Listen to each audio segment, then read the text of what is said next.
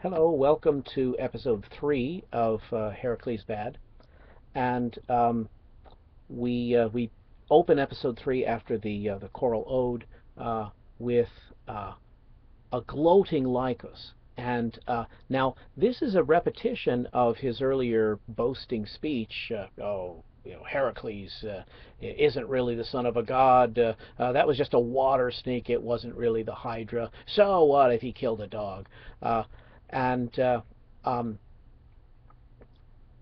this is the same sort of thing, but notice how the juxtaposition or the interposition of a scene with Heracles returning from the dead miraculously, how that changes the tone. He's essentially doing the same kind of vaunt, but now it's hollow because we have the context of Heracles actually being behind the door that he just came out of. Because if you remember the diagram of the stage that we saw in the PowerPoint presentation for Prometheus Bound, the Skene with the double doors is right in front of the acting area. So Heracles goes in there.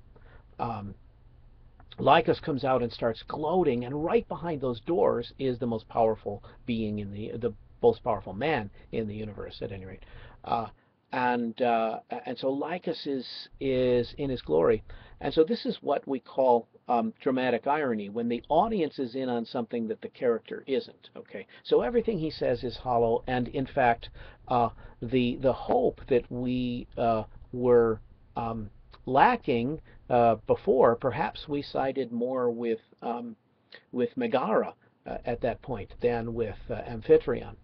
Now we have hope. Now we know that there can be a miracle, and uh, so Amphitryon doesn't let on that Heracles is back. So he says, "Go ahead, go through that door," and we know that he's going into an ambush. Okay, so the chorus rejoices. The choral ode comes out now saying, "Hooray! The bad guy is somebody who is not a bunch of feeble old guys like us is finally available to save us." And that choral ode is the third uh, choral ode, the third stasimon. That's the name for the one after the parados. They're standing still, and well, they're not standing still. They're dancing around. That's why they're called the chorus, the dancers. Chorus means not singers, but dancers.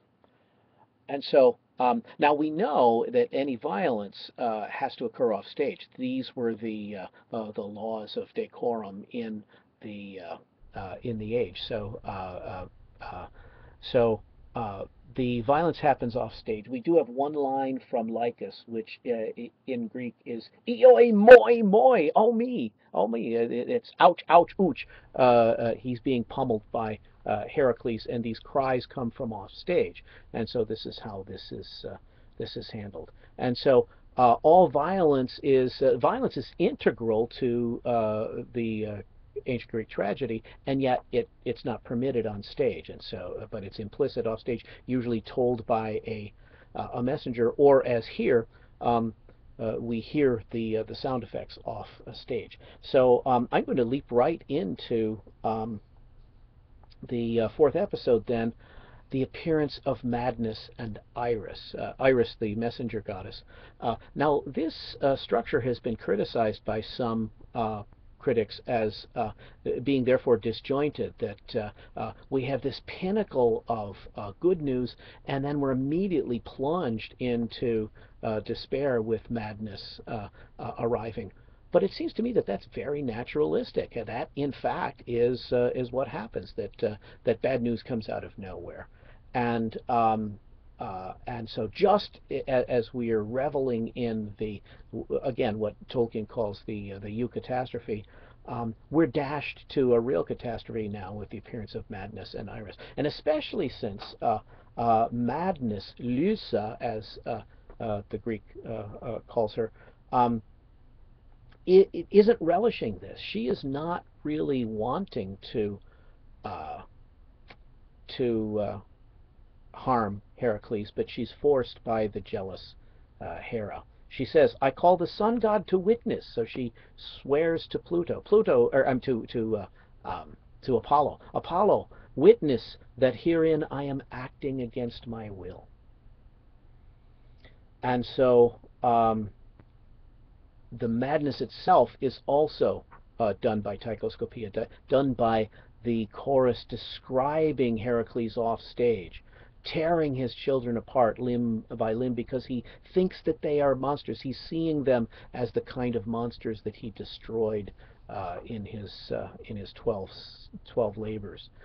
He slays his sons with a bow, thinking that they are the children of Eurytus that he slew when Eurytus cheated him in the contest. Athena comes in, goddess of wisdom. Of course, wisdom stops madness. Wisdom counteracts madness. Rationality returns, stops Heracles' rampage, knocks him out, and again, all of this is being told by the messenger, and then the messenger withdraws, and we have a fourth choral ode, a fourth Stasimon, and that will lead into the fifth and final episode.